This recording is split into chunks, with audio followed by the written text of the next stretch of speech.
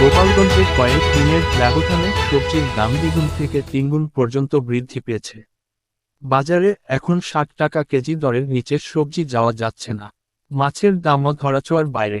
চাষের পাঙাশ, রুই, কাতলা, সিলভার কার্পসহ প্রায় সব ধরনের মাছের দাম বেড়েছে। ইহাতে দিনমজুর, নিম্ন ও মধ্যবিত্ত পরিবারের মানুষ চরম বিপাকে পড়েছেন। আজ রবিবার ২৬শে জুলাই গোপালগঞ্জ শহরের বড় বাজারের কাঁচা ও মাছ বাজারে প্রায় প্রতিটি সবজির দাম অস্বাভাবিকভাবে বেড়েছে। কয়েকদিন আগেও ১.৫ থেকে ২৫ টাকা কেজি বিক্রি হতো, সেই দেশ বিক্রি হচ্ছে ৬০ টাকা কেজি দরে।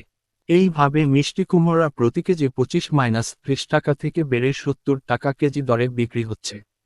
কচুরমুখী ৫০ থেকে বেড়ে ৮০ টাকা, উচ্ছে ৫০ থেকে বেড়ে ৮০ টাকা, কাঁকরোল ৩০ থেকে বেড়ে ৮০ টাকা কেজি হয়েছে। ধুন্দল ২৫ থেকে বেড়ে ৬০ টাকা,